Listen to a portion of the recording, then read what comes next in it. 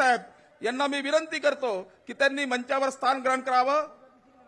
तसेच आपले अशोकरावजी उईके माननीय मंत्री आदिवासी विकास, मी माननीय नितीनजी, मुख्यमंत्री देवेंद्रजी आणि बावनकुळे साहेब तथा सर्व मुख्य आमदार यांना विनंती करतो की त्यांनी दीप प्रज्वलन करावं। सर्व आमदारांना विनंती आहे की त्यांनी मंचावर स्थान ग्रहण करावं।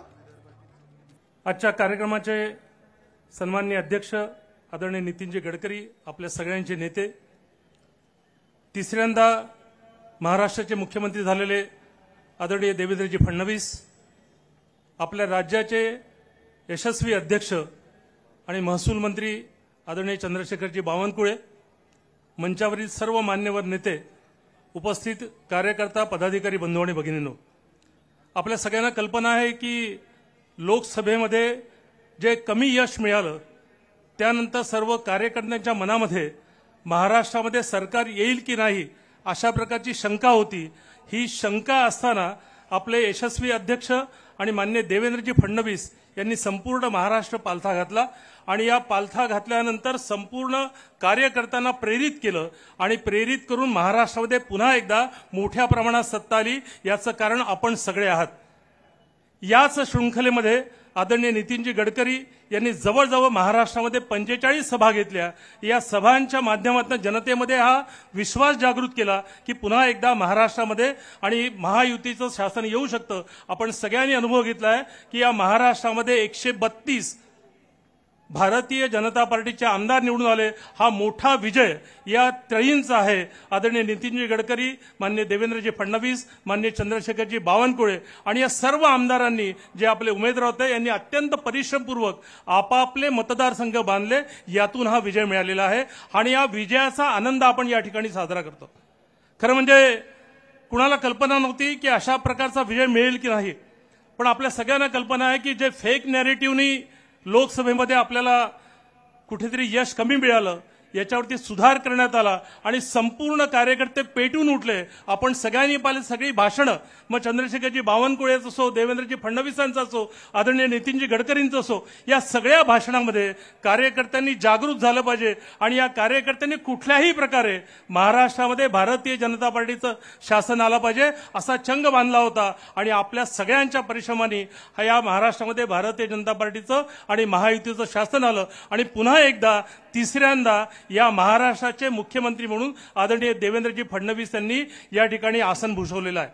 आपण सगळ्यांनी पाहिलं असेल की टीका करण्यात आली, मी पुन्हा येईन या वाक्याची टीका झाली, पण पुन्हा येईन म्हणताना अगदी विधान भवनात देखील राष्ट्रवादी तत्कालीन राष्ट्रवादीचे अध्यक्ष जयंत पाटील यांनी म्हटलं की हे आलेत आहेत पण हे विरोधी बाकावर बसले आहे, पण प्रचंड आत्मविश्वास, या आत्मविश्वासाच्या आधारावरती आणि देवेंद्रजी फडणवीस यांनी सिद्ध करून दाखवलं की पुन्हा महाराष्ट्रामध्ये भारतीय जनता पार्टीचं शासन आलं आणि आदरणीय देवेंद्रजी फडणवीस या राज्याचे मुख्यमंत्री झाले। याचा आनंद आपल्या सगळ्या कार्यकर्त्यांना आहे। आपण सगळे एकदा जोरदार टाळ्या वाजवून त्यांचं स्वागत करावं। आपण सगळ्यांनी पाहिलं असेल की या महाराष्ट्रामध्ये शासन आलं, महाराष्ट्राचे मुख्यमंत्री देवेंद्रजी फडणवीस झाले, महाराष्ट्राचे मंत्री झाले आणि आपल्याच महाराष्ट्राचा आपले नागपूरचे सुपुत्र आदरणीय चंद्रशेखरजी बावनकुळे हे महसूल मंत्री झालेले आहेत। त्यांनी देखील संपूर्ण महाराष्ट्र पालथा घातला आणि महाराष्ट्रातल्या कार्यकर्त्यामध्ये ही जागृती आणली की आपल्या सगळ्यांच्या प्रयत्नाने, मग बूथ प्रमुख असेल, शक्ती केंद्र प्रमुख असेल, वॉर्डाचा अध्यक्ष असेल, वॉर्डाचा संयोजक असेल, मंडळाची कार्यकारिणी असेल, या सगळ्या लोकांनी अत्यंत परिश्रम केले आणि त्या परिश्रमाचा हा विजय आहे आणि याच विजयाचा साक्षीदार आपण सगळे आहोत। आणि आज आदरणीय नितीनजी गडकरी यांच्या हस्ते देवेंद्रजी फडणवीस, महसूल मंत्री चंद्रशेखरजी बावनकुळे, आपले आदिवासी मंत्री अशोकराव उईके, आकाशजी फुंडकर, डॉक्टर प्रकाश भोयर या सगळ्यांचं आणि आपल्या सगळ्या विदर्भातल्या ही जी विदर्भ ब्रिगेड आहे, विदर्भातले सगळे आमदार आहे, या सगळ्या आमदारांचा सत्कार या ठिकाणी आपण प्रत्यक्ष बघणार आहोत। आणि पुन्हा एकदा आपल्या सगळ्यांचं, सर्व कार्यकर्त्यांचं मनापासून अभिनंदन करतो आणि या सगळ्या मंत्रिमंडळाच्या आणि आमदारांना शुभेच्छा देऊन माझं प्रास्ताविक या ठिकाणी थांबवतो। आता वेळ आली आहे मुख्य सत्कारांची आणि ज्यांच्या यशस्वी नेतृत्वामध्ये महाराष्ट्रात पूर्ण पालथा घालून छत्रपती शिवाजी महाराजांचा आदर्श ठेवून परमपूजनीय डॉक्टर बाबासाहेब आंबेडकरांच्या संविधानाची प्रेरणा घेऊन ज्यांनी महाराष्ट्राच्या भारतीय जनता पक्षाला एक दणदणीत विजय दिला. मला असं वाटतंय की देवेंद्रजी बद्दल एवढं म्हणायचं आहे की देवेंद्रजी तुम्ही इतकं चांगलं काम केलंय की चिड़ियों से बाज लड़ाए, गिरे दांत सिंह शावक के, और लपटों में हंस हंस कर नाचे हम बच्चे हैं पावक के, पकड़ बाग के जबड़े हमने भरवाया उससे पानी, और छोड़ा शत्रु कोई नहीं जिसे याद न हो आई नानी, और जिसके दांत नहीं तोड़े हो ऐसा कोई नाग नहीं, और जिस पर ताल नहीं छेड़ी हो ऐसा कोई राग नहीं. देवेंद्रजी आणि बावनकुळे साहेब, नितीनजी आपलं खूप खूप अभिनंदन. मुख्य सत्कारांना आपण सुरुवात करतोय आणि आपले लाडके मुख्यमंत्री, आपले प्रदेशाचे अध्यक्ष मान्य बावनकुळे साहेब आणि आपले लाडके केंद्रीय मंत्री मान्य नितीनजी आणि सर्व मान्य मंत्री आपले अशोकरावजी उईके, आकाशजी फुंडकर, पंकजजी भोयर, रणधीरजी सावरकर आणि आपले विदर्भाचे सर्व मान्यवर आमदार यांचा सत्काराला आपण सुरुवात करतोय. मी विनंती करतो महानगराला की त्यांनी सत्कार सुरू करा. तत्पूर्वी लाडक्या बहिणी, देवेंद्रजींच्या लाडक्या बहिणी आलेल्या आहेत. देवेंद्रजींचा सत्कार करण्यास इच्छुक आहेत. मी महिला मोर्चांच्या सर्व पदाधिकाऱ्यांना सांगतो, विनंती करतो की त्यांनी सत्कार करावा.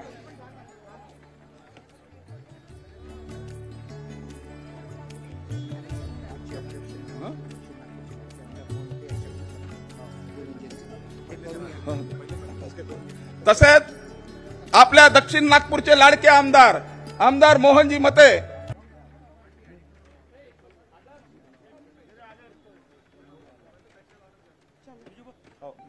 केवळरामजी काळे,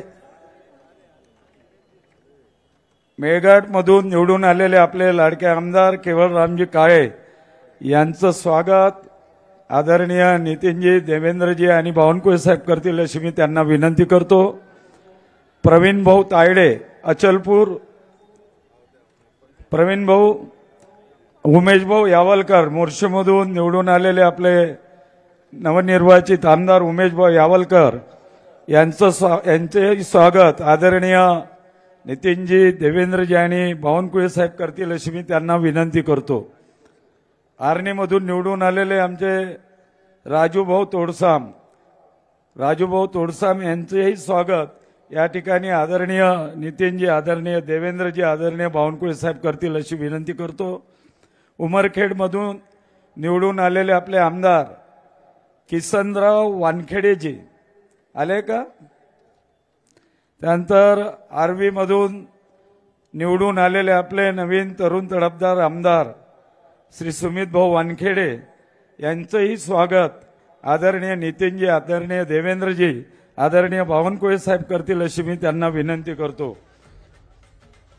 देवळी मधून निवडून आलेले आपले नवनिर्वाचित आमदार राजेश भाऊ बकाणे यांचंही स्वागत आदरणीय नितीनजी, आदरणीय देवेंद्रजी, आदरणीय बावनकुळे साहेब करतील अशी मी त्यांना विनंती करतो.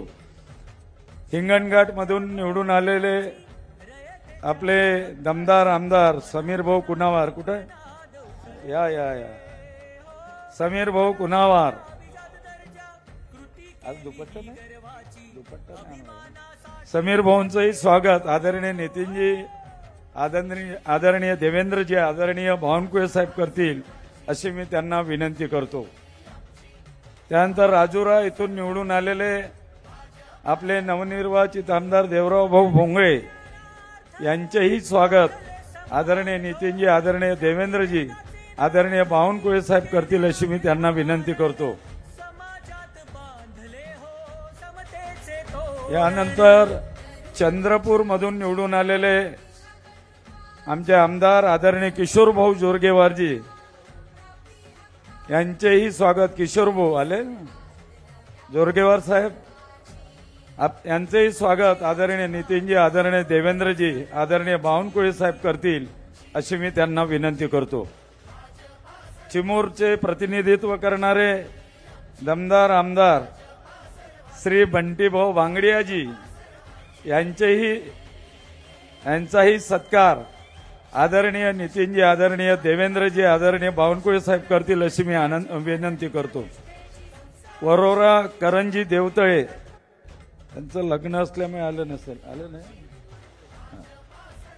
मिलिंद नरोटेजी, गडचिरोलीचे आपले नवनिर्वाचित आमदार मिलिंद भाऊ नरोटे यांचाही सत्कार आदरणीय नितीनजी, आदरणीय देवेंद्रजी, आदरणीय बावनकुळे साहेब करतील अशी मी विनंती करतो. तिरोडामधून तिसऱ्यांदा निवडून आलेले आमचे विजयभाऊ रहांगडाले आमदार विजयभाऊ यांचंही स्वागत आदरणीय नितीनजी, आदरणीय देवेंद्रजी, आदरणीय बावनकुळे साहेब करतील. विनोदजी अग्रवाल आमगावमधून निवडून आलेले आपले आमदार संजयजी पुराम यांचेही स्वागत आदरणीय नितीनजी, आदरणीय देवेंद्रजी, आदरणीय बावनकुळे साहेब करतील अशी मी विनंती करतो. दक्षिण नागपूरमधून निवडून आलेले आमदार मोहनजी मते यांचेही स्वागत आदरणीय नितीनजी, आदरणीय देवेंद्रजी, आदरणीय बावनकुळे साहेब करतील अशी मी त्यांना विनंती करतो.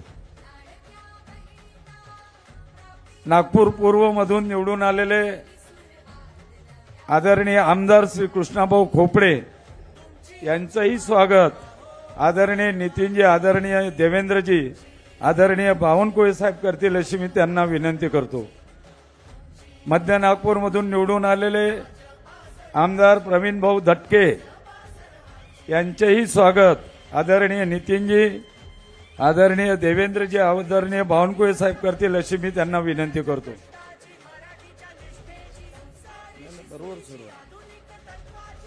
काटोलचे नवनिर्वाचित आमदार आदरणीय चरणसिंगजी ठाकूर साहेब यांचेही स्वागत आदरणीय नितीनजी, आदरणीय देवेंद्रजी, आदरणीय बावनकुळे साहेब करतील अशी मी त्यांना विनंती करतो.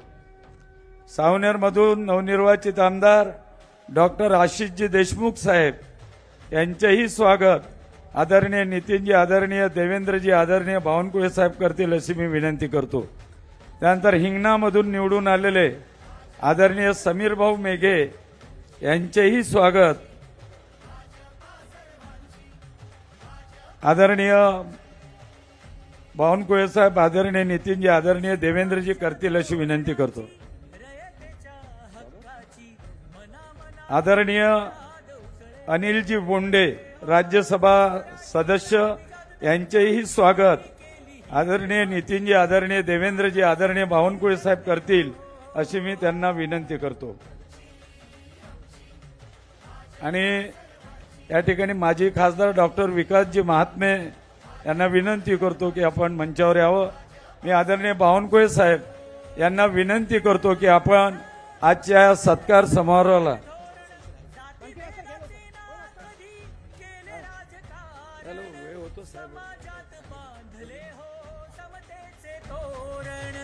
आपल्या हा सत्काराचा कार्यक्रम मान्य नितीनजींच्या संकल्पनेतनं होतोय. मान्य नितीनजींची संकल्पना होती की मान्य देवेंद्रजींचा सत्कार व्हावा, मान्य बावनकुळे साहेबांचा सत्कार व्हावा. मी नितीनजींना विनंती करतो की मान्य आपले लाडके मुख्यमंत्री मान्य देवेंद्रजी यांचा सत्कार करावा.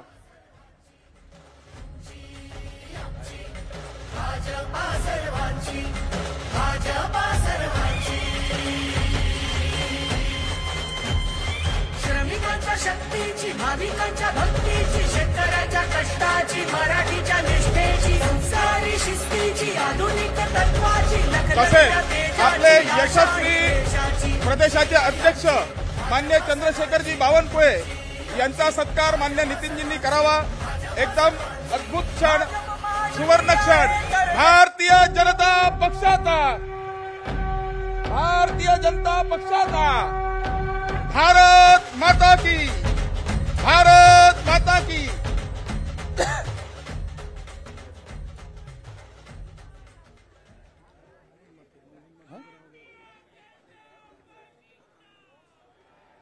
भारतीय जनता पार्टीचा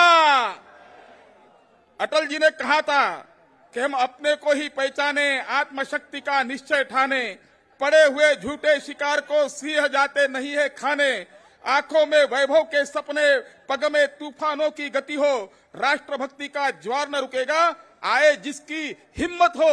अशी हिम्मत दाखवणारे आपले प्रदेशाचे अध्यक्ष मान्य चंद्रशेखरजी बावनकुळे यांना मी विनंती करतो की त्यांनी मार्गदर्शन करावं. बावनकुळे साहेब एक मिनिट. ज्या प्रांगणामध्ये आपण हा कार्यक्रम घेतोय ते नेहमी आपल्याला सहकार्य करतात त्या कॉलेजचे प्राचार्य आदरणीय देवेंद्रजीचा सत्कार करू इच्छितात आहे. मी त्यांना विनंती करतो की आपण सत्कार करावा आणि त्यानंतर माननीय बावनकुळे साहेब मार्गदर्शन करतील. बांधले हो समतेचे तोरण करुणाईच्या उजेडा दिशा कटुत्वाची लाडक्या बहिणींना प्राप्ती हक्काची केली सुरुवात नव्या पर्वाची. तुमची आमची भाजपा हो सर्वांची. भारत माता की जरा जयघोष जोरात झाला पाहिजे. भारत माता की वंदे छत्रपती शिवाजी महाराज की जय भवानी जय श्रीराम हर हर. आजच्या या सन्मान सोहळ्याला उपस्थित आपल्या देशाचे विकास पुरुष आणि आपल्या सर्वांना आपल्या सर्वांच्या परिवारावर आणि त्यांचा परिवार आणि आपला परिवार एकत्रित मिळून त्यांचा स्नेह आणि त्यांचा आशीर्वाद आपल्याला नेहमीच मिळाला आहे असे माननीय नामदार नितीनजी गडकरी साहेब, महाराष्ट्राचे लोकनेते, महाराष्ट्राच्या 14 कोटी जनतेला विकासाकडे आणि 14 कोटी जनतेचा विकास हाच ध्येय ठेवून महाराष्ट्राला विकसित महाराष्ट्र, मोदीच्या संकल्पाच्या विकसित देशामध्ये महाराष्ट्राला विकसित करण्याकरता ज्यांनी आपलं आयुष्य समर्पित केलं असे माननीय देवेंद्रजी, व्यासपीठावर उपस्थित माननीय आमचे सर्व नेतृत्वकारांना थोडा उशीर झाला आहे, माननीय आपले मंत्री आकाश फुंडकरजी, मंत्री माननीय अशोक उईकेजी, माननीय पंकज भोयरजी, आपल्या विदर्भाचे नेते माननीय संजय कुटेजी, चैनसुभाऊ संचेतीजी, माननीय अजय भाऊ, माननीय भेंडेजी, मी माननीय आपले सर्व व्यासपीठावरचे आमदार, माननीय खासदार ज्यांचा सन्मान झाला ते सर्व पदाधिकारी, या ठिकाणी आपले दोन्ही अध्यक्ष बंटी कुकडेजी, माननीय सुधाकरराव कोळेजी, या भागाचे लोकप्रिय आमदार मोहन मतेजी, या सर्वांचा मी आभार मानतो. खरं तर आज भारतरत्न श्रद्धेय अटलजी यांचा जन्मदिवस आहे, जयंती उत्सव आहे, जन्मशताब्दी आहे, ख्रिसमसही आहे आणि अशा दिवशी आज माननीय नितीनजींनी आमचा सर्वांचा सन्मान केला. आम्ही फार नशीबवान आहोत की माननीय नितीनजींनी आजच्या दिवशी आमचा गौरव करण्याचा या ठिकाणी हा दिवस निवडला. खरं तर आजच्या सत्काराच्या माध्यमातून अनेक भावना आमच्या मनात आहेत. आम्हाला पुण्यालाही जायचं आहे, पण या सत्काराप्रसंगी आमच्या मनामध्ये कृतज्ञता आहे, आनंदही आहे, जबाबदारीची जाणीवही आहे. आपल्या सर्वांच्या प्रेमामुळं विलक्षण समाधान व धन्यताही आहे. आजचा जो आमचा सत्काराचा क्षण आहे तो आमच्याकरता अत्यंत भावनिकही आहे. कारण आपल्या सर्वांसमोर, विदर्भाच्या आपल्या सर्व कार्यकर्त्यासमोर, विदर्भाच्या जनतेसमोर हा आमचा सन्मान होणे हे खऱ्या अर्थाने आमचं भाग्यच आहे. या ठिकाणी आम्हा सर्वांना मिळालेलं भारतीय जनता पक्षाला राज्यातलं जे यश मिळालं आणि हे अभूतपूर्व यश आहे, हे यश मी श्रद्धेय अटल बिहारी वाजपेयीजी यांना अर्पण करतो. खरं तर देवेंद्रजी, आपण जेव्हा लोकसभेच्या निवडणूक आपला पराजय झाला, आपण प्रचंड निराशेत आलो आणि पुण्याच्या आपल्या अधिवेशनामध्ये आपण पुन्हा एकदा पुण्याच्या बालेवाडीमध्ये नितीनजी आम्ही अधिवेशन घेतलं, आपण येऊ शकले नाही. तेव्हा खूप निराशा होती. 9,000 प्रतिनिधी त्या बालेवाडीच्या अधिवेशनाला आले होते आणि त्या अधिवेशनामध्ये देवेंद्रजींनी या महाराष्ट्राला पुन्हा एकदा महाराष्ट्राच्या कार्यकर्त्यांना ज्या पद्धतीने ऊर्जा दिली, त्या दिवशी अमित भाईंनी आम्हा सर्व लोकांना या महाराष्ट्रामध्ये पुन्हा महाविजय करण्याचा एक संकल्प दिला आणि त्या संकल्पामध्ये अटलजींनी आपल्या जीवनात जे आपल्याला सांगितलं होतं की भारतीय जनता पार्टीचा कार्यकर्ता हा निवडणुकीमध्ये कधीही पराजित होत नाही, तो एक तर जिंकतो किंवा निवडणुकीतनं काही शिकतो. आणि आम्ही सर्वांनी त्या अधिवेशनातनं पुन्हा संकल्प केला की या निवडणुकीत जे पराभव झाले, ज्या ज्या कारणाने आपण पराजित झालो लोकसभेमध्ये, त्या कारण मीमांसेत आज न जाता ज्या बाबी आम्ही शिकलो त्यातून जिंकण्याची तयारी केली आणि आज बंधू भगिनींनो, या महाराष्ट्राच्या इतिहासातला सर्वात मोठा विजय या महाराष्ट्रामध्ये आपला झाला. खरं तर या ठिकाणी हा विजय आपल्या सर्वांकरता अत्यंत महत्त्वाचा आहे. या ठिकाणी आपल्या आज श्रद्धेय अटलजीच्या जन्मशताब्दीच्या वर्षानिमित्त आपण सगळ्यांनी एक दोन नव्हे तर तब्बल 132 कमलपुष्प पार्टीला अर्पण केली आहे. आणि खरं तर महाराष्ट्राचे लोकनेते देवेंद्रजी यांच्या नेतृत्वात हा विजय आहे आणि खऱ्या अर्थाने मी त्यांचं मनापासून आपल्या विदर्भाच्या जनतेच्या वतीने या ठिकाणी स्वागत करतो आहे. पक्षातर्फे त्यांचं खऱ्या अर्थाने स्वागत करतो आहे. आजचा जो विजय आहे तो आपल्या असंख्य कार्यकर्त्यांनी जे माझ्यासोबत आपल्या सर्वांसोबत देवेंद्रजीच्या नेतृत्वामध्ये मोदीजींच्या मार्गदर्शनाखाली खऱ्या अर्थाने जे मार्गदर्शन मोदीजींनी आम्हाला अनेक वेळा केलं, मोदीजींच्या बैठकीमध्ये ज्या ज्या पद्धतीने संघटनेने सत्ता आणण्याकरता आणि सत्ता ही महाराष्ट्राला पुढे नेण्याकरता कसं काम केलं पाहिजे याकरता माननीय प्रधानमंत्री मोदीजींनी आम्हाला मार्गदर्शन केलं.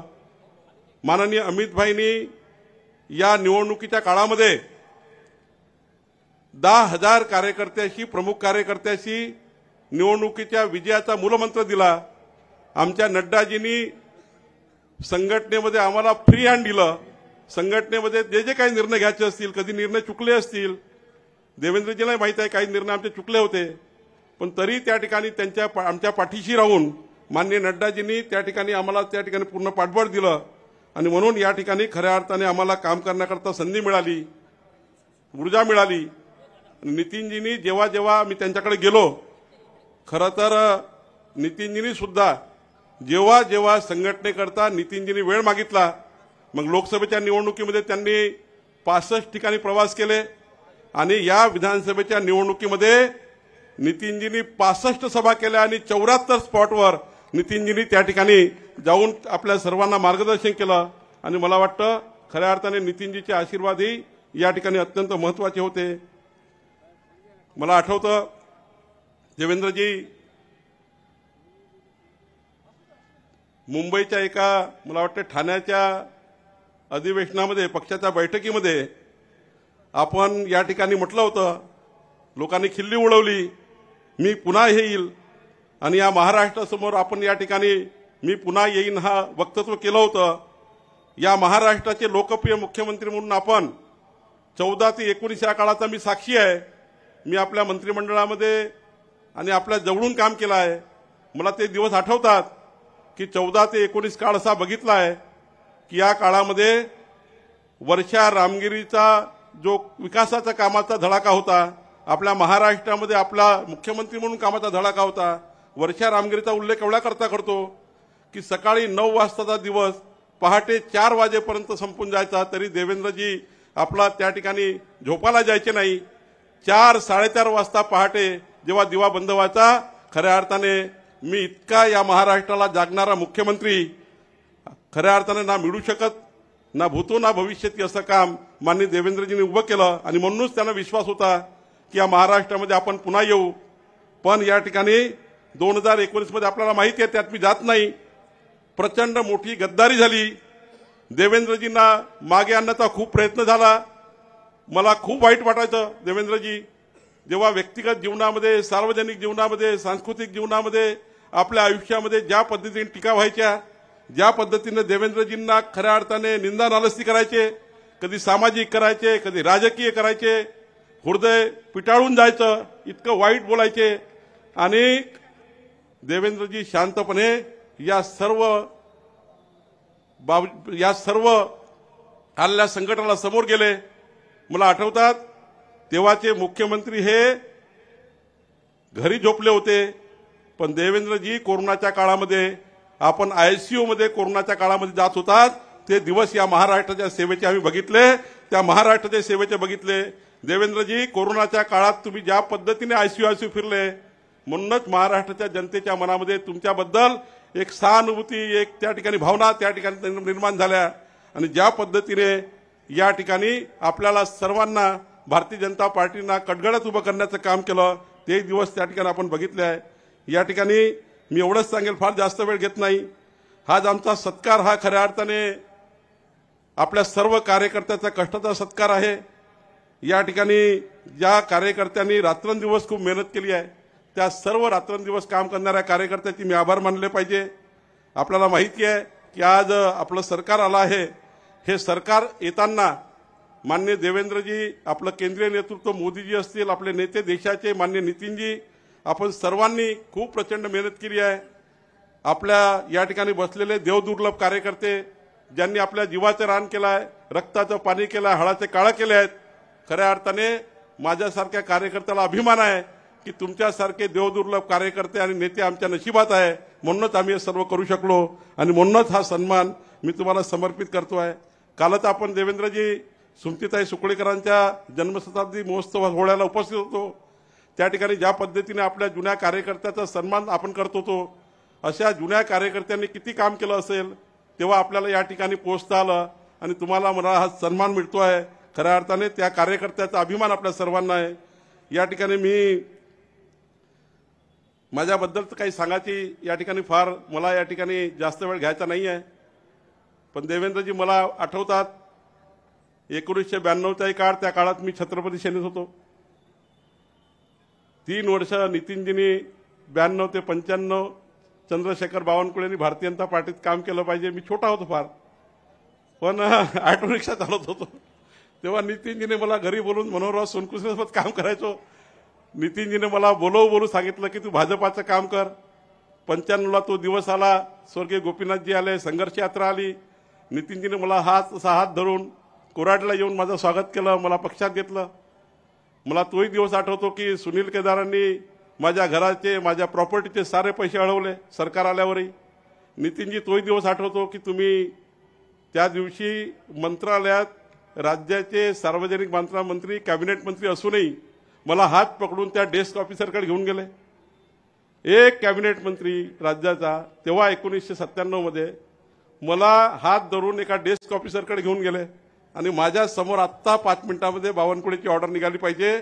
बघा, मला त्या दिवशी माझ्या घराचे 20 लक्ष रुपये माझ्या घराचे पैसे नसते मिळाले, तुम्ही घर बांधू शकलो नसतो, मी माझं जीवन सुरुवात करू शकलो नसतो. खऱ्या अर्थाने आमचं आयुष्य हे वाईट गेलं असतं आणि इथेही दिसलो नसतो. पण तो दिवस महत्वाचा होता नितीनजी, ज्या दिवशी तुम्ही मला हात धरून त्या डेस्क ऑफिसरकडे नेलं होतं. तो दिवस माझ्याकरता फारच महत्वाचा होता. मला आठवतं तुम्ही मला घर बांधण्याकरता प्रोत्साहित केलं. घराच्या उद्घाटनाला पालकमंत्री असताना तुम्ही न जमत असताना तुम्ही त्या ठिकाणी आले. मला तोही दिवस आठवतो. 97ला तुम्ही जिल्हा परिषदेचं तिकीट मला दिलं. मला 2002चंही तिकीट तुम्ही घरी बोलून दिलं. 2004ला जेव्हा स्वर्गीय मनोहरराव आकरे हे त्या ठिकाणी त्यांचं निधन झालं, तेव्हा आपण मला घरी बोलवून विधानसभेचं तिकीट दिलं. 2009लाही मला पक्ष कार्यालयात जायची गरज पडली नाही, तुम्हीच त्या ठिकाणी तिकीट मिळवून देण्याचा प्रयत्न केला. 2014ला देवेंद्रजी तुम्ही अध्यक्ष असताना माझ्यासारख्या कार्यकर्त्याला पुन्हा सांगितलं की एकदा पुन्हा लढलं पाहिजे.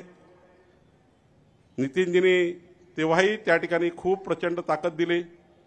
मला अभिमान आहे की देवेंद्रजी तुम्ही मुख्यमंत्री झाले.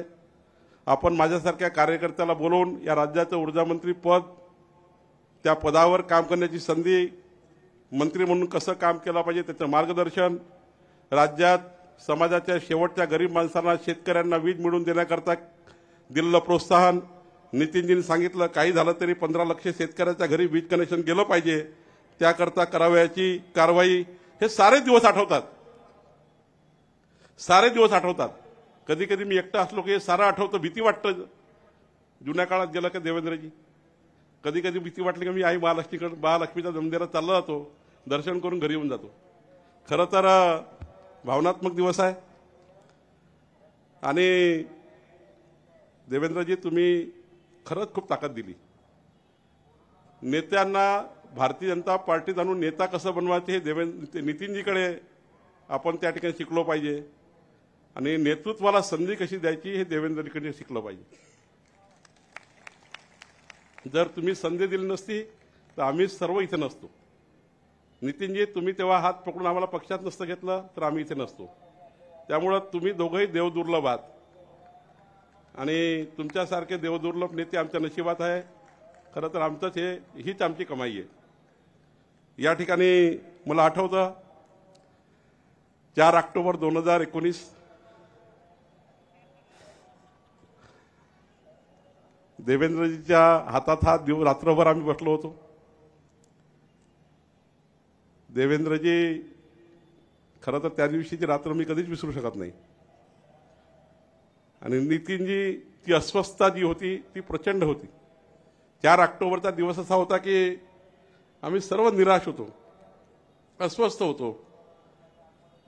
पण ज्या पद्धतीनं देवेंद्रजी आणि नितीनजींनी त्या दिवशी मला सांभाळलं, तोही दिवस माझ्या आयुष्यामध्ये फार खऱ्या अर्थाने जरी निराशा होती, दुःख होतं, तरी त्या ठिकाणी त्या दुःखातनं निघण्याकरता, त्या निराशेतनं निघण्याकरता जे पाठबळ द्यावं लागतं नेत्यांनी, तो दिवस मला सांभाळण्याकरता तुम्ही जे पाठबळ दिला आहे ना, तुम्ही कधीच विसरू शकत नाही. आणि त्यामुळं या ठिकाणी त्या दिवसाची मला नेहमीच आठवण होतं. मला जेव्हा विधान परिषदेत तिकीट दिलं देवेंद्रजी, तुम्ही आणि नितीनजींनी, निवडून आल्यावर ज्या पद्धतीने तुम्ही मला मिठी मारून कलेक्टर ऑफिस समोर ऊर्जा दिली, तोही दिवस मला आठवतो. देवेंद्रजी, आपण मला नितीनजी राज्याचे अध्यक्ष 12 ऑगस्ट 2022 तोही आठवतो. मला नड्डाईचा फोन आला की आपको अध्यक्ष नियुक्त किया जाता है. मला अमरावतीचे ते भाषणही आठवतं. अध्यक्ष झाल्यावर की होते माझ्यासोबत संजय कुठेही होते. मी सांगितलं होतं की मी आता पक्षाचा अध्यक्ष झालो आहे, पण मी जोपर्यंत स्वस्थ बसणार नाही, जोपर्यंत देवेंद्रजी वानखडे स्टेडियमवर पुन्हा तिसऱ्यांदा मुख्यमंत्री पदाची शपथ घेणार नाही, तोपर्यंत आपण स्वस्थ बसणार नाही. वानखडे स्टेडियम बदललं, पण देवेंद्रजी मुख्यमंत्री झाले. खऱ्या अर्थाने तोही दिवस मला आठवतं. मी अध्यक्ष झाल्यानंतर माननीय प्रधानमंत्री मोदीजींना जेव्हा सदिच्छा भेट दिली, मोदीजीने दिलेला कानमंत्री मला आठवतं. खऱ्या अर्थाने साऱ्या आठवणी देवेंद्रजी आहेत, नितीनजी आहेत.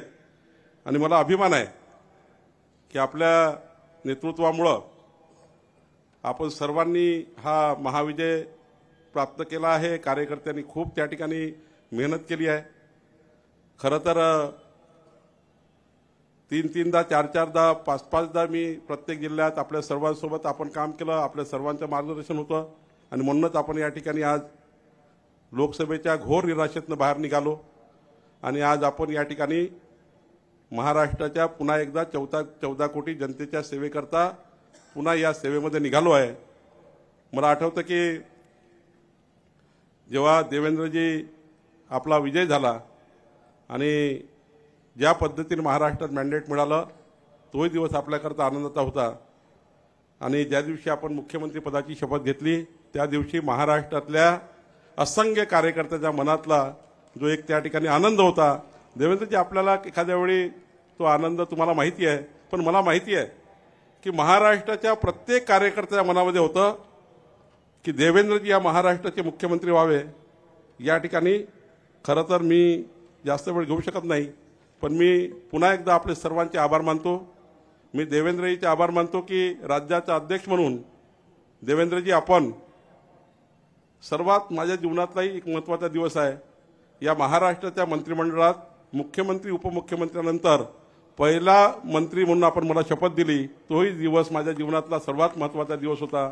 मी आपल्या सर्वांचे हात जोडून या ठिकाणी आपल्या सर्वांचे आशीर्वाद असेच माझ्यावर ठेवावे असं आपल्याला या ठिकाणी विनंती करतो आणि पुन्हा एकदा आपण माझा सन्मान केला, माझा सत्कार केला, त्याबद्दल सर्वांचे आभार मानून माझे 2 शब्द संपवतो. धन्यवाद.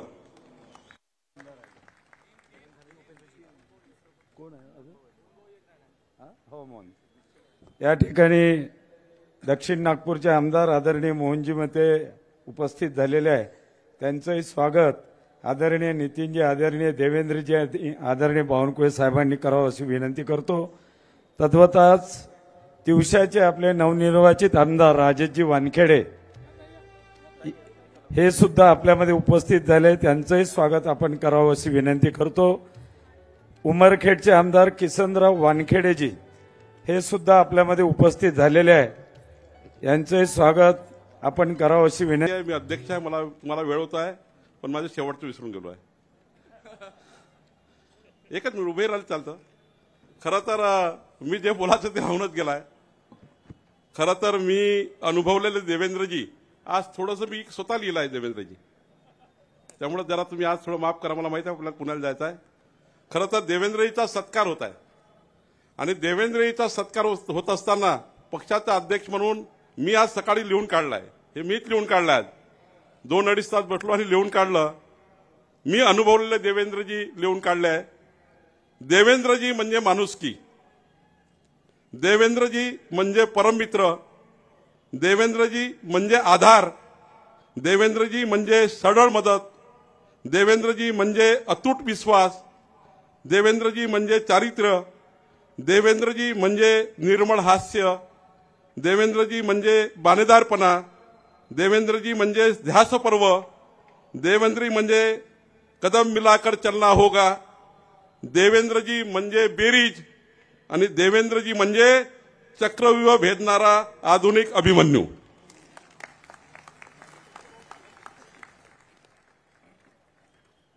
महाराष्ट्राची मुलूक मैदानी तोप, महाराष्ट्राचा बुलंद आवाज, माननीय श्री लाडके मुख्यमंत्री देवेंद्रजी, मी यांना विनंती करतोय की त्यांनी आम्हाला मार्गदर्शन करावं.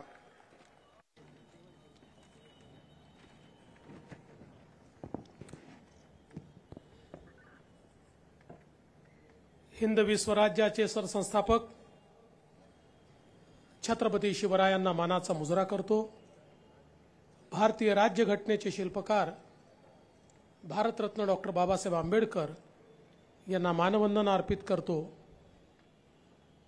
नवभारताची मुहूर्तमेढ ज्यांनी रोवली ते आपल्या सर्वांचे आदर्श नेते श्रद्धेय अटल बिहारी वाजपेयीजी यांच्या जन्मशताब्दीच्या निमित्ताने त्यांना अभिवादन करतो. आणि आजच्या या जन्मशताब्दी समारोहामध्ये आणि सत्कार समारोहामध्ये ज्यांच्या हस्ते आमचा सत्कार झाला ते आपल्या सर्वांचे लाडके नेते, आपले मार्गदर्शक, ज्यांच्या नेतृत्वात आपण सगळे लोक या ठिकाणी तयार झालो, ते आदरणीय नितीनजी गडकरी, माझे सहकारी आणि महाराष्ट्राचे महसूल मंत्री आणि आपले अध्यक्ष चंद्रशेखरजी बावनकुळे, सन्माननीय चेनुभाऊ संचेती, डॉक्टर विकासजी महात्मे, माझे सहकारी अशोकजी उईके, पंकजजी भोयर, आकाशजी फुंडकर, अजयजी संचेती, संजयजी भेंडे, संजयजी कुटे, समीरजी कुणावार, बंटीभाऊ भांगडिया, प्रवीणजी दटके, मोहनजी मते, कृष्णाजी खोपडे, चरणसिंगजी ठाकूर, अनिलजी बोंडे, समीरजी मेघे, आशिषजी देशमुख, प्रतापदादा अडसड, सुमितजी वानखेडे, किशोरजी जोरगेवार, प्रणयजी फुके, संजयजी पुराम, राजूजी बकाणे, केवलरामजी काळे, देवराजी भुंगळे, त्याचप्रमाणे चंदूजी आवलकर, सईताई डहाके, श्यामजी खोडे, विजयजी रहांगडाले, डॉक्टर उपेंद्रजी कोठेकर, बंटीजी कुकडे, सुधाकरराव कोहळे, महंत भगीरथीजी महाराज, या ठिकाणी समोर उपस्थित असलेले आपले सर्व माजी आमदार, पदाधिकारी आणि उपस्थित सर्व कार्यकर्ता भगिनी आणि बंधूंनो, आज खरं म्हणजे आमच्या सत्काराचा कार्यक्रम आयोजित करण्यात आला आणि माझ्या जीवनामध्ये मी सत्कार घेणं नेहमी टाळतो. अनेक वेळा अनेक पदांवर गेलो आणि अनेक वेळा सत्काराचे प्रसंग आले, तरी देखील काही ना काही कारण सांगून ते सत्कार मी नाकारले. पण आजचा सत्कार हा स्वीकारत असताना दोन भावना मनामध्ये होत्या. एक तर ज्यांच्याकडे पाहून आपण राजकारण करतो ते श्रद्धेय अटल बिहारी वाजपेयीजी यांच्या जन्मशताब्दीच्या दिवशी हा सत्कार होतोय, ही अत्यंत महत्त्वाची गोष्ट होती. आणि त्याचसोबत राजकारणामध्ये ज्यांचं मार्गदर्शन हे अत्यंत मोलाचं ठरलं, त्या माननीय नितीनजी गडकरी यांच्या हाताने सत्कार होतोय, हे देखील महत्त्वाचं होतं. आणि म्हणून माझ्याकरता हा सत्कार नव्हता, तर हे कौतुक होतं. आणि आपल्या घरच्या मोठ्या माणसाने कौतुक केलं तर ते स्वीकारलंच पाहिजे, म्हणून या सत्काराकरता मी या ठिकाणी होकार भरला. आपल्याला कल्पना आहे की आत्ताच बावनकुळे साहेबांनी सांगितलं, लोकसभेच्या निवडणुकीनंतर आपली अवस्था कशी होती.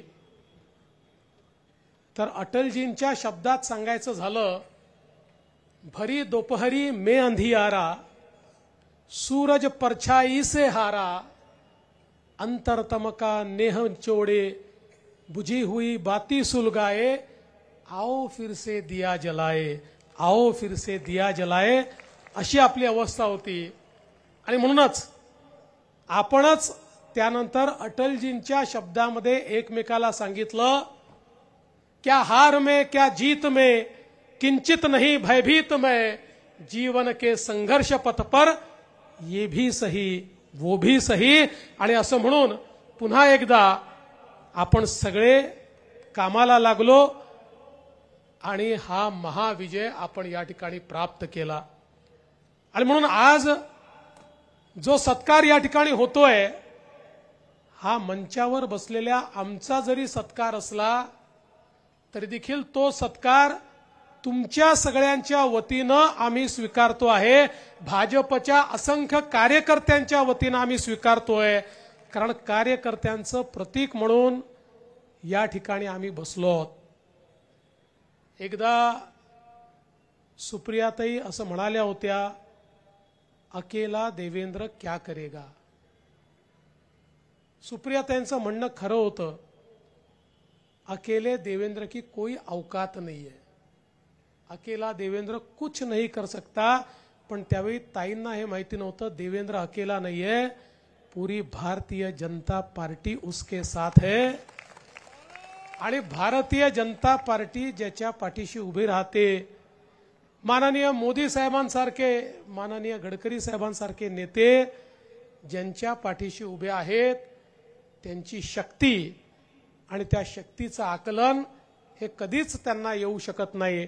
आणि म्हणूनच आज हा जो विजय मिळाला, हा त्या शक्तीचा विजय आहे की जी शक्ती संघटितपणे, अखंडितपणे या ठिकाणी आपल्या पाठीशी उभी होती.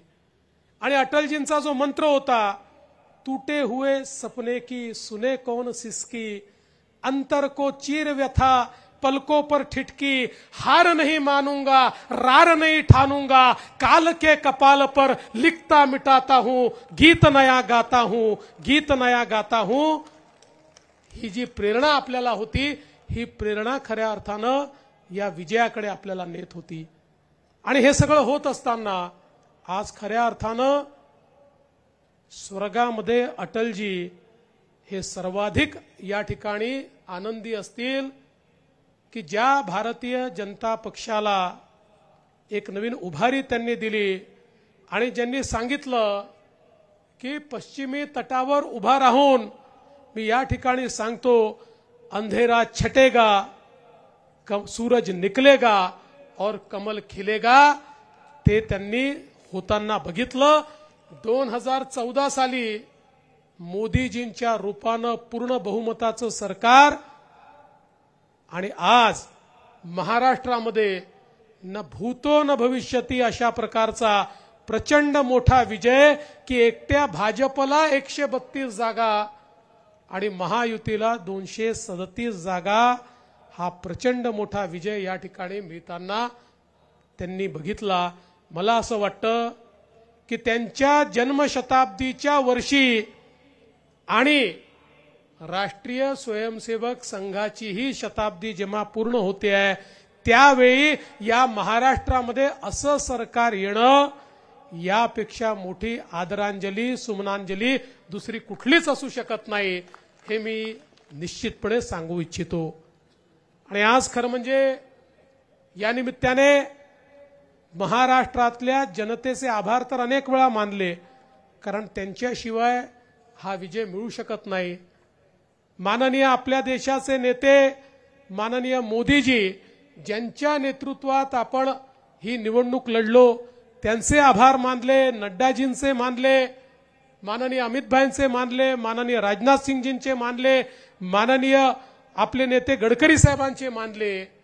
पण आज खऱ्या अर्थानं मला आभार मानायचे आहेत ते भारतीय जनता पक्षाच्या असंख्य कार्यकर्त्यांचे की ज्यांच्या मेहनतीमुळे हा दिवस आपल्याला पाहायला मिळाला. यातले हजारो कार्यकर्ते असे आहेत की ज्यांना जीवनात काहीही मिळणार नाही, त्यांनी काहीही अपेक्षा केली नाही, त्यांच्या जीवनामध्ये कोणतंही परिवर्तन यामुळे होणार नाही, पण ते स्वतःच्या जीवनातल्या परिवर्तनाकरता या ठिकाणी काम करत नाहीत, तर सामान्य माणसाच्या जीवनामध्ये परिवर्तन झालं पाहिजे. आणि सत्ता हे सेवेचं माध्यम आहे हा जो मंत्र भारतीय जनता पक्षाने आपल्याला दिला तो मंत्र खऱ्या अर्थानं जनसामान्यांमध्ये रुजला पाहिजे. याकरता काम करणाऱ्या त्या असंख्य कार्यकर्त्यांना आज या निमित्ताने साष्टांग दंडवत घालतो, त्यांना या ठिकाणी आज मी प्रणाम करतो. खरं म्हणजे बावनकुळे साहेबांसारखा माझ्याही जीवनाचा जो काही प्रवास आहे तो माझ्या डोळ्यासमोर आज येतोय. खरं म्हणजे कधीच राजकारणामध्ये येईल असं वाटलंच नव्हतं. 11व्या वर्गात गेलो तर विद्यार्थी परिषदेचं काम सुरू केलं आणि असं ठरवलं होतं की विद्यार्थी परिषदेचं काम करायचं, वकिलीचं शिक्षण घ्यायचं आणि वकिली करायची आणि अर्थातच विचार परिवारामध्ये दीर्घकाळ काम करायचं अशा प्रकारची अपेक्षा ठेवून त्या काळात काम करत होतो. 12वी पास झालो, लॉ कॉलेजला प्रवेश घेतला आणि वडिलांचा मृत्यू झाला. त्यानंतरही विद्यार्थी परिषदेचं काम करायचं, पूर्णवेळ काम करायचं या अपेक्षेने काम करत होतो. मला आजही आठवतं की 1990ला विद्यार्थी परिषदेच्या एका ग्रुपमध्ये आम्ही सगळे लोक कारसेवक म्हणून अयोध्येला गेलो आणि त्या काळामध्ये अयोध्येला गेल्यानंतर त्या ठिकाणी बदायूच्या जेलमध्ये अनिलजी या ठिकाणी आहेत, आम्ही सगळे बदायूच्या जेलमध्ये होतो. मीच त्यात सगळ्यात मोठा होतो, मी 20 वर्षाचा होतो. बाकी विद्यार्थी परिषदेचे सगळे 16, 17, 18 वर्षाचे आमचे लोक माझ्या सोबत होते. आणि तिथनं परत आल्यानंतर एक दिवस आमचे त्यावेळेचे प्रांत मंत्री सुनीलजी आंबेकर यांनी आम्ही विद्यार्थी परिषदेच्या कार्यालयासमोर बसलो होतो आणि तिथे मला बोलवून सांगितलं की असा निर्णय झाला आहे की उद्यापासनं तुला भारतीय जनता पक्षात काम करायचं आहे. मी त्यांच्याशी भांडलो. मी म्हटलं मला राजकारणात जायचंच नाही, मला विद्यार्थी परिषदेत पूर्णवेळ कार्यकर्ता म्हणून काम करायचं आहे, मी माझ्या जीवनाचं ध्येय ठरवलेलं आहे. पण त्यांनी सांगितलं की आपला निर्णय आपण करत नाही आणि तुला काही जर प्रश्न असतील तर विलासजी फडणवीस यांच्याकडे जा आणि त्यांना तू सांग. मी दुसऱ्या दिवशी विलासजींकडे गेलो, त्यांना सांगितलं की विलासजी मला राजकारणात कामच करायचं नाही आहे. विलासजींनी नेहमीच्या पद्धतीने बस, चिवडा खा, पुरणाची पोळी खा असं अर्धा तास आणि मग अर्ध्या तासाने सांगितलं तू स्वयंसेवक आहेस. एकदा आपला निर्णय वरिष्ठांनी घेतला की त्यानंतर त्याच्यात प्रश्न विचारायचे नसतात. उद्यापासनं भारतीय जनता पक्षाचं काम सुरू कर आणि दुसऱ्या दिवशीपासनं भाजपचं काम मी सुरू केलं. मला आजही तो दिवस आठवतो की ज्या दिवशी माननीय नितीनजींनी मला बोलवलं. नितीनजी होते, प्रभाकरराव दटके होते, दिवाकरराव धाकरस होते आणि यांनी मला सांगितलं की आम्हाला असं वाटतं की पुढच्या काळामध्ये महानगरपालिकेची निवडणूक तू लढवावी आणि वॉर्ड 69 मध्ये तू तयारी सुरू कर. मी हो म्हणून तर निघालो, पण माझ्यासमोर प्रश्न असा होता की माझं वयच पूर्ण झालेलं नव्हतं आणि निवडणूक कधी होईल हे माहिती नव्हतं. पण कदाचित दैवानं काहीतरी वेगळं लिहिलं होतं. म्हणजे जी 90 साली होणारी निवडणूक मग 91ला गेली आणि 91ला होणारी निवडणूक 92ला गेली आणि माझं वय पूर्ण झालं. आणि त्या ठिकाणी या सगळ्या आमच्या नेत्यांनी मला आग्रह करून त्या वॉर्ड 69 मध्ये उभं केलं आणि तिथनं नगरसेवक म्हणून निवडून आलो. आणि कदाचित तेव्हापासनं जी राजकीय आयुष्याला सुरुवात झाली ती इतक्या वेगानं झाली की आजही मागे वळून बघितल्यानंतर 1992चा दिवस ज्या दिवशी पहिल्यांदा नगरसेवक झालो तो दिवस कालच घडला असं मला वाटतं. इतक्या वेगानं ही सगळी वाटचाल होत राहिली.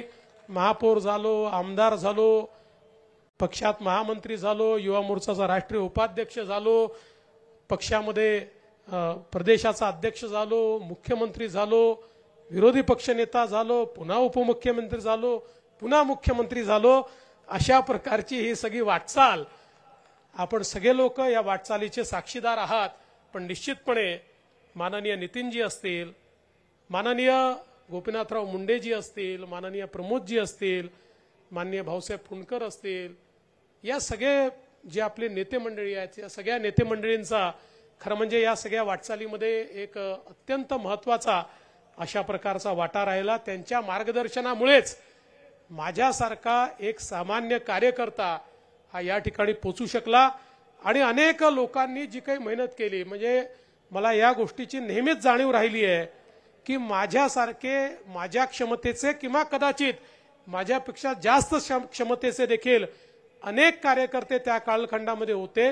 पण त्यांच्यामध्ये मला संधी मिळाली आणि म्हणून या ठिकाणापर्यंत मी पोचू शकलो. आणि म्हणूनच मी निश्चितपणे आपल्याला सांगतो, सत्ता किती मिळाली तरी ही सत्ता कधीच माझ्या डोक्यात जाऊ शकत नाही. कारण मला हे माहिती आहे की मी जे काही आहे ते भारतीय जनता पक्षामुळे आहे. भारतीय जनता पक्षाशिवाय देवेंद्र फडणवीसची काही अवकात नाही.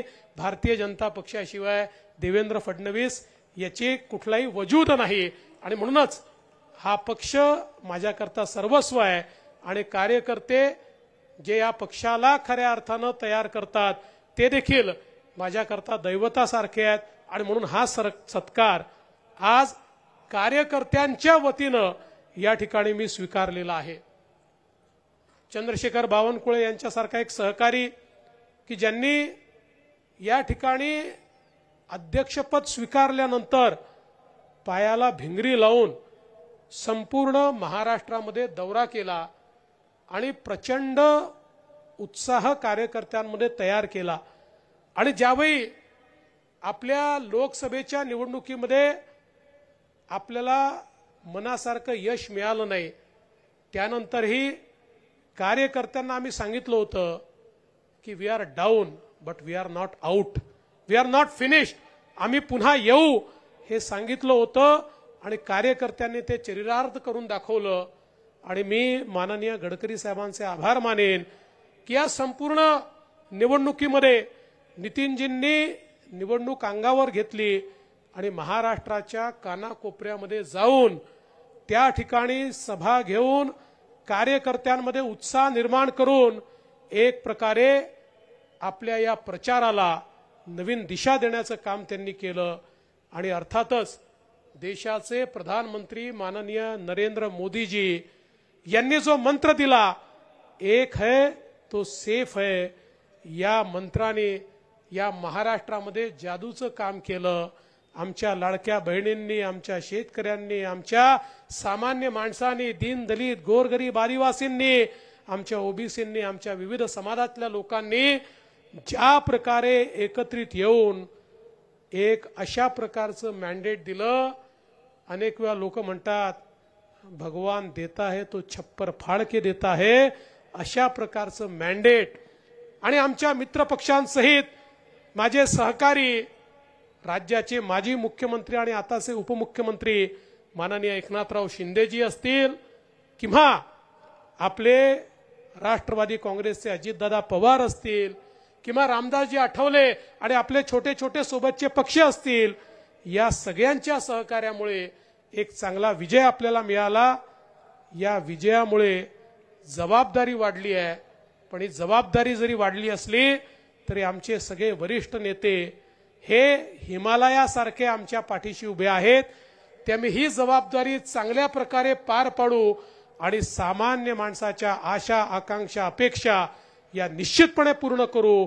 आणि अटल बिहारी वाजपेयीजींनी ज्या नवभारताची मुहूर्तमेढ ठेवली, ज्या नवभारताला एक नवीन दिशा माननीय मोदीजींनी दिली, त्या नवभारतामध्ये माझा नव महाराष्ट्र हा सर्वात पुढे असेल हा विश्वास आपल्या सगळ्यांना देतो. आणि पुन्हा एकदा आपल्या सर्वांचे मनापासून आभार मानून माझे 2 शब्द संपवतो. धन्यवाद. जय हिंद, जय भारत.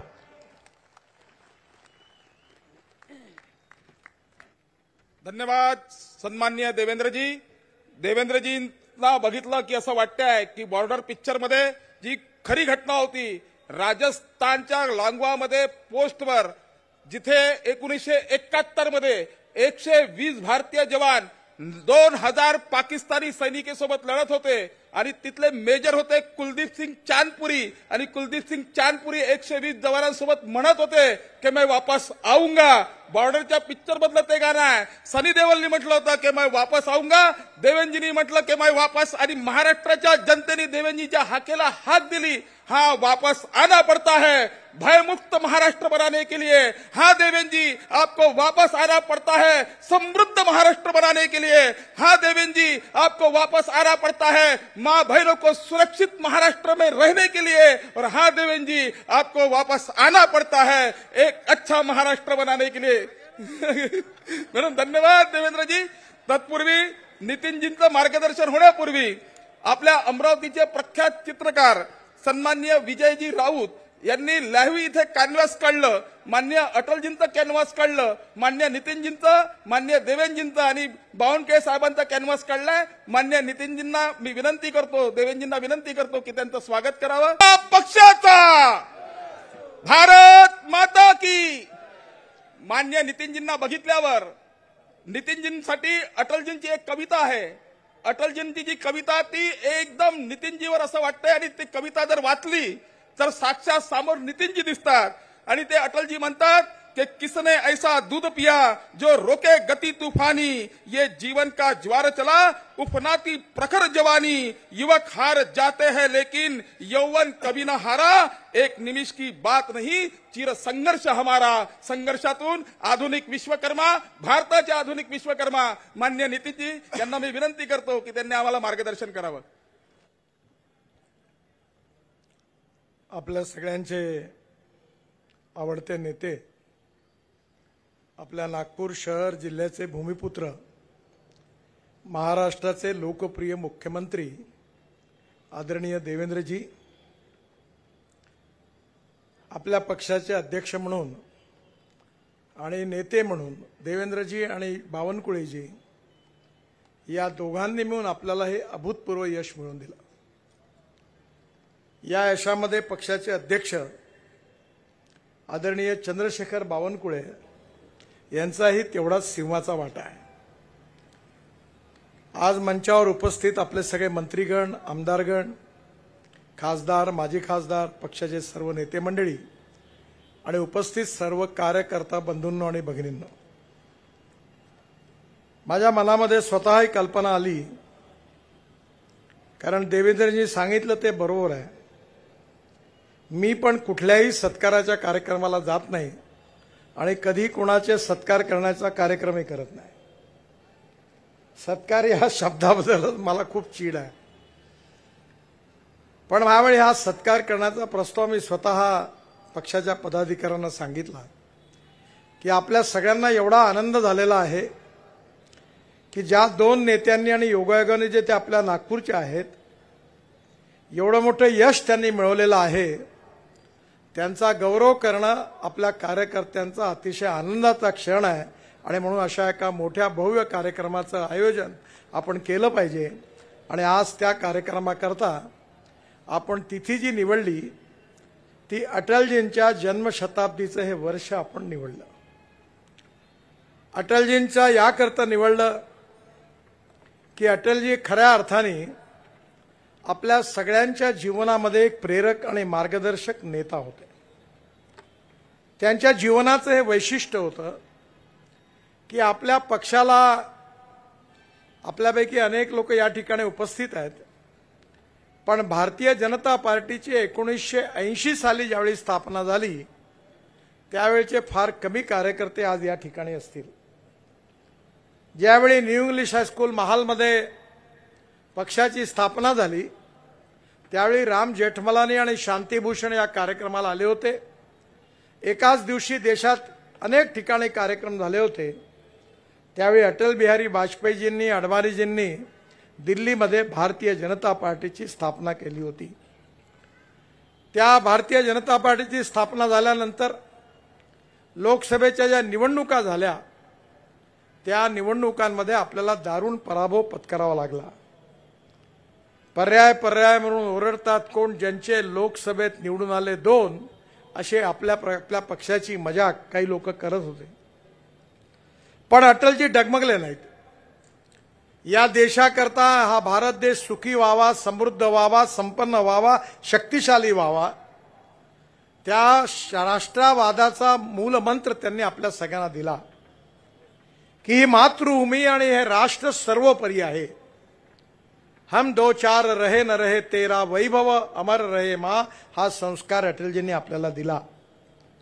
आणि या विकसित भारताची संकल्पना त्यांनी मांडली. प्रतिकूल काळामध्ये अटलजी, अडवाणीजी आपले सगळे कार्यकर्ते परिश्रम करत राहिले आणि 1995 साली अटलजी देशाचे प्रधानमंत्री झाले. आज मला अतिशय आनंद आहे. 1995 मध्ये महाराष्ट्रात आपलं सरकार आलं आणि त्यानंतर मग अटलजी पण देशाचे प्रधानमंत्री झाले.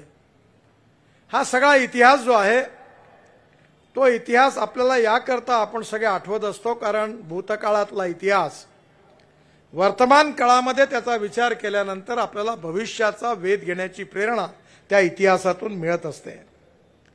अटलजींचा आजच या ठिकाणी सुंदर कार्यक्रम झाला.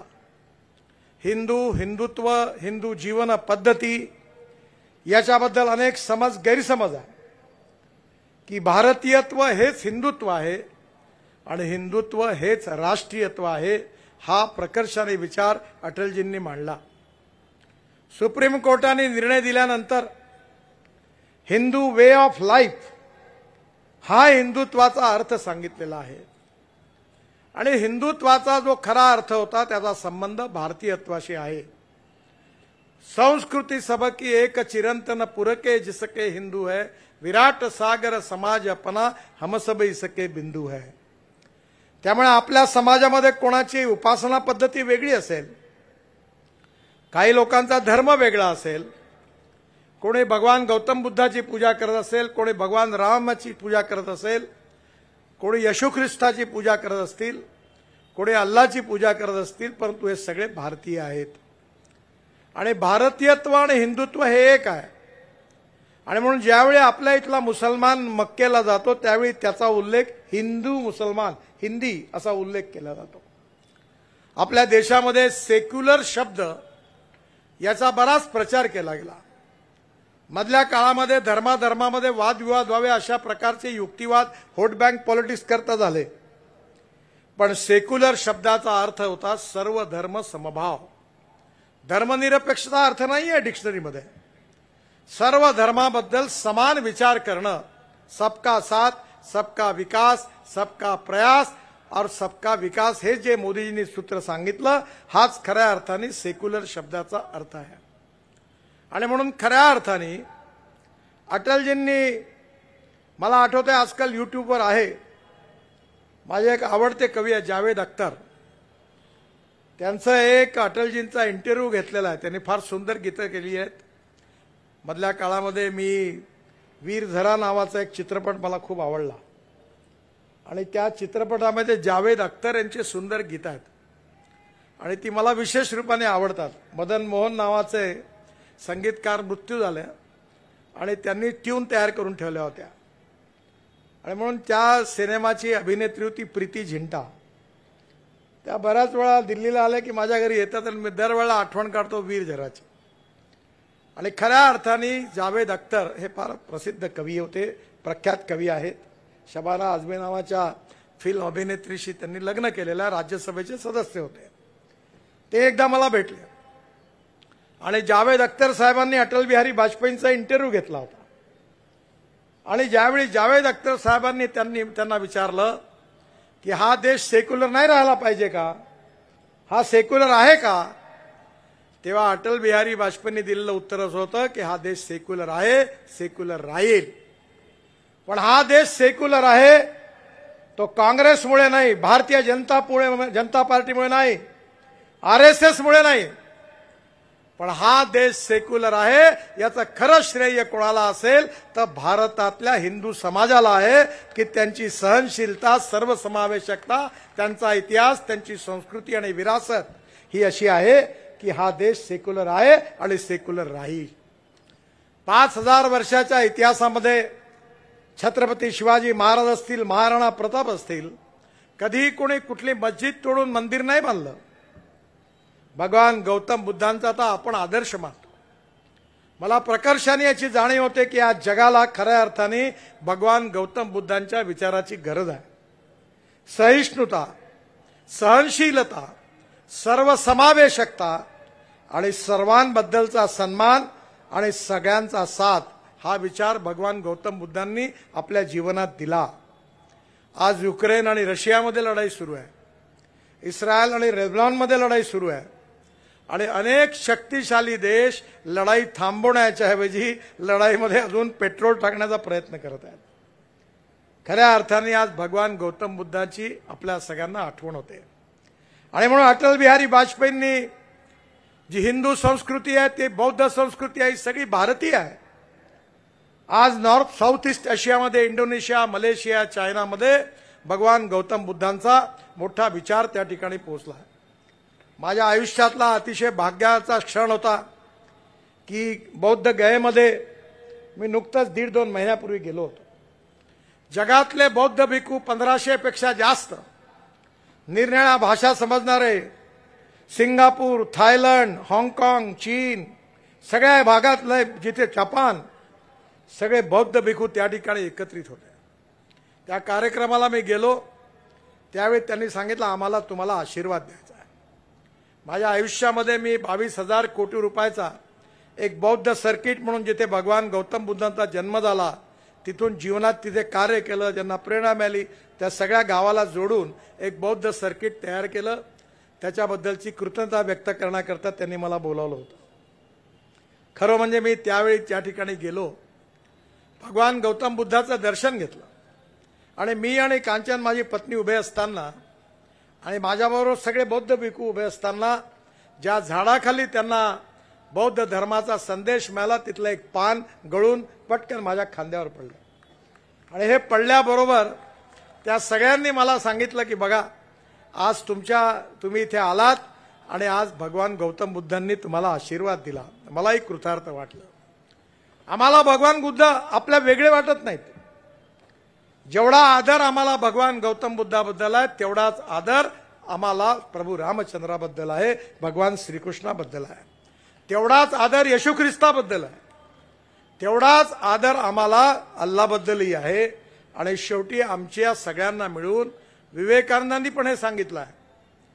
त्यामुळे आज अटलजींचं जे हिंदुत्व होतं हे सर्वसमावेशक होतं.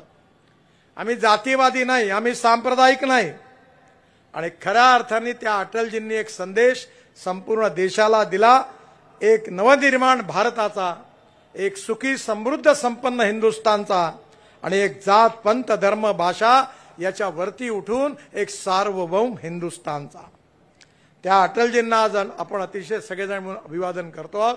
हा विचार घेऊन आपल्या सगळ्यांना पुढे जायचं आहे. आपली दुसरी आनंदाची गोष्ट अशी आहे की आज देवेंद्रजी महाराष्ट्राचे मुख्यमंत्री झाले.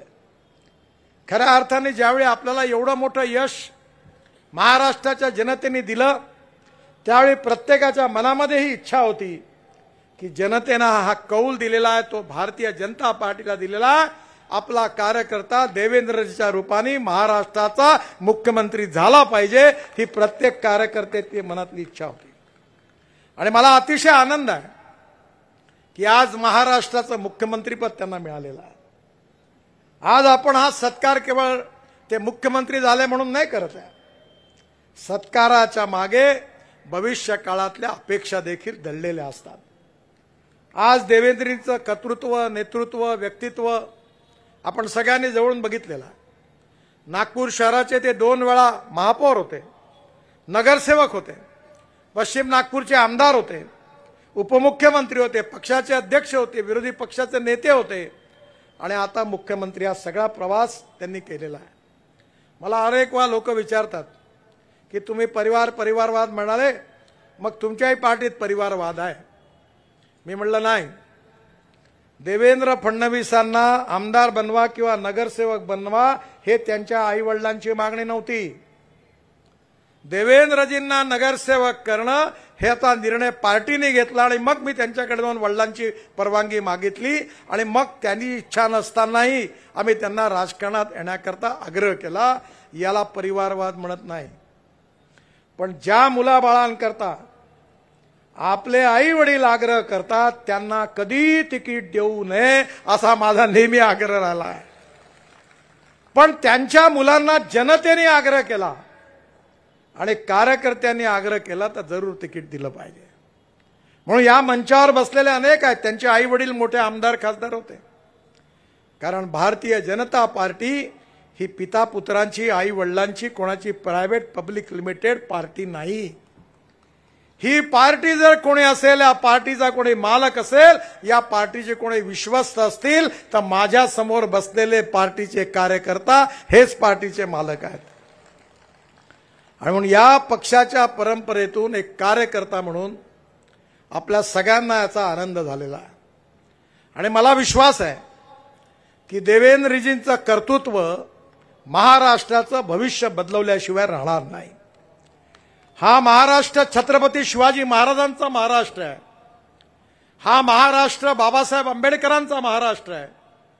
हा महाराष्ट्र ज्योतिबा फुलेंचा महाराष्ट्र आहे. हा महाराष्ट्र राजर्षी शाहू महाराजांचा महाराष्ट्र आहे. हा महाराष्ट्र लोकमान्य टिळक आणि स्वातंत्र्यवीर सावरकरांचा महाराष्ट्र आहे. हा महाराष्ट्र ही संतांची भूमी आहे. ज्ञानेश्वर महाराज असतील, तुकाराम महाराज असतील, गजानन महाराज असतील, तुकडोजी महाराज असतील, गाडगे महाराज असतील, प्रत्येक महाराष्ट्राच्या संतांनी या महाराष्ट्राला एक संस्कृती दिलेली आहे. आणि म्हणून जात, पंथ, धर्म, भाषा, सेक्स याच्या वरती उठून या महाराष्ट्राचा विकास करण्याचं आव्हान हे देवेंद्रजींनी स्वीकारलेलं आहे. अनेक वेळा अनेक दबाव येतात.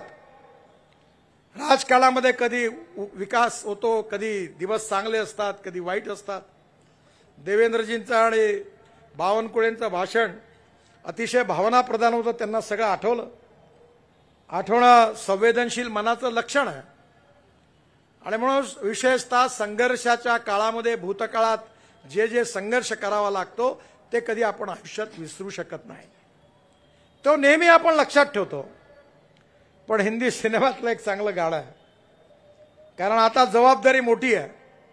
छोड़ो कल की बातें, कल की बात पुरानी, अब नए दौर से लिखेंगे हम नई कहानी, हम हिंदुस्तानी. त्यामुळे आता जुना इतिहास लक्षात तर ठेवलाच पाहिजे. कारण भूतकाळाला इतिहासाचा वर्तमान काळात विचार करून भविष्य काळाची प्रेरणा मिळत असते. त्यामुळे इतिहास लक्षात ठेवलाच पाहिजे. पण आता इतिहास घडवायचा इतिहास आहे. भविष्याचा इतिहास घडवायचा आहे. या महाराष्ट्रातला शेतकरी, शेतमजूर, दलित, आदिवासी याचं जीवन सुसह्य कसं होईल, हा फुले, आंबेडकर, शाहू महाराजांचा महाराष्ट्र हा जातीयवादापासून, सांप्रदायिकतेपासून मुक्त कसा होईल, तरुण मुलाच्या हाताला रोजगार कसा मिळेल, शेतकऱ्याचं जीवन कसं सुसह्य होईल याचा विचार करण्याचं आव्हान आता आपल्या सरकारसमोर आणि देवेंद्रजी समोर आहे. फार वेळ नाही आहे, कारण त्यांनाही मलाही पुण्याला जायचं आहे. पण आपण जसं आपल्या इकडल्या विकासाच्या बद्दल चर्चा करतो तशी जगामध्ये युनोमध्ये चर्चा झाली आणि त्या ठिकाणी भूतानच्या प्रधानमंत्र्यांनी एक अतिशय सुंदर विषय मांडला, तो म्हणजे डोमेस्टिक हॅपी ह्युमन इंडेक्स. सुखांक, प्रत्येकाचा सुखांक वेगळा आहे. या देशामध्ये अनेक आपल्या दीनदयाल उपाध्यायजींनी आपल्याला जे जीवन दर्शन, विचार दर्शन दिलेलं आहे ते आहे की या समाजातला तळागाळातला जो शेवटचा माणूस आहे, ज्याला राहायला घर नाही आहे, ज्याच्या शरीरावर कपडा नाही आहे, ज्याला खायला अन्न नाही आहे, त्या दरिद्र नारायणाला आपण परमेश्वर मानू आणि ज्या दिवशी त्याला रोटी, कपडा आणि मकान मिळेल त्या दिवशी आपलं कार्य पूर्ण झालं असं आपण समजू. हे पंडित दीनदयाल उपाध्यायांचं सामाजिक आर्थिक चिंतन आपलं उद्दिष्ट आहे. राष्ट्रवाद आपला आत्मा आहे आणि हे राष्ट्र सुखी व्हावं, समृद्ध व्हावं, संपन्न व्हावं, विश्वगुरू व्हावं, $5 ट्रिलियन इकॉनॉमी व्हावी. प्रधानमंत्री मोदीजींनी हेच आपल्याला सांगितलं आहे की $5 ट्रिलियन इकॉनॉमी झाली पाहिजे, जगातली थर्ड लार्जेस्ट अर्थव्यवस्था झाली पाहिजे. जर भारताला हे पुढे करायचं असेल तर यातला सिंहाचा रोल कोणाचा असेल तर महाराष्ट्राचा आहे. आणि म्हणून देशाचं स्वप्न पूर्ण करायचं असेल तर महाराष्ट्राला सुखी, समृद्ध, संपन्न बनवणं हे देवेंद्रजी आणि बावनकुळे यांच्यावर असलेली सगळ्यात मोठी जबाबदारी आहे. आपल्या नागपूरचे दोन्ही भूमिपुत्र आपल्या सगळ्यांचा आनंदाचा क्षण आहे की महाराष्ट्राचं नेतृत्व करत आहेत. आपल्या सगळ्यांच्या शुभेच्छा त्यांच्या मागे आहे. चंद्रशेखर बावनकुळेंनी अतिशय परिश्रम घेतले, मेहनत घेतली. मी अनेक वेळा त्यांना सांगितलं की तब्येतीची काळजी घ्या, मी चूक केली ती तुम्ही करू नका. मी अनेक कार्यकर्त्यांना सांगतो, पहिले अनेक लोक मला देशाकरता मी जीव द्यायला तयार आहे. म्हणलं आपलं घर पहा पहिले. जो आपलं घर सांभाळू शकत नाही, पोराबाळाचा आई वडिलाला सांभाळू शकत नाही, त्यांनी देशाचं कल्याण करण्याची गरज नाही. पहिले आपलं घर नीट सांभाळ आणि मग देशाचा आणि समाजाचा विचार कर. आपण हे सगळ्यांना का सांगतो? कारण आपण खऱ्या अर्थाने या समाजामध्ये आपल्याला सामाजिक आर्थिक परिवर्तन घडवून आणायचं आहे. आणि आज महाराष्ट्रामध्ये जी संधी मिळालेली आहे, या संधीचा उपयोग करत असताना आजचा दिवस हा काही आपल्या नेत्यांसमोर मागण्या ठेवण्याचा काही दिवस नाही आहे. पुढे कधीतरी आपण त्यांच्यासमोर तो ठेवू. पण आज सगळे कार्यकर्ते मिळून ईश्वर चरणी एवढी प्रार्थना करू की आमच्या सगळ्यांच्या असंख्य कार्यकर्त्यांनी महाराष्ट्राची जी भविष्याबद्दल कल्पना केली होती, त्यातले अनेक कार्यकर्ते आज आहेत, अनेक कार्यकर्ते नाही आहेत. त्या सगळ्या कार्यकर्त्यांचं महाराष्ट्राबद्दलचं स्वप्न पूर्ण करण्याची शक्ती परमेश्वराने आदरणीय देवेंद्रजींना आणि बावनकुळेंना द्यावी, अशा शुभेच्छा आणि आशीर्वाद आपण सगळ्यांनी त्यांच्या मागे जर उभे केले तर हा महाराष्ट्र गेल्या 25-30 वर्षात जेवढं काम झालं नाही ते या 5 वर्षात देवेंद्रजीच्या नेतृत्वाखाली झाल्याशिवाय राहणार नाही असा माझा विश्वास आहे. म्हणून आपल्या सगळ्यांच्या वतीने त्यांना शुभेच्छा देतो. त्यांच्या कार्यकाळामध्ये गाव, गरीब, मजदूर, शेतकरी, युवक, महिला, शोषित, पीडित, दलित या सगळ्यांचा विकास होईल आणि हा महाराष्ट्र देशातली नंबर 1 ची प्रगतिशील, समृद्ध, संपन्न महाराष्ट्र अशी प्रतिमा आजही आहे, ही अजून वृद्धिंगत होईल असा विश्वास व्यक्त करतो. देवेंद्रजींना मनापासून खूप खूप शुभेच्छा देतो. आपण सगळेजण त्यांना या शुभेच्छा द्या.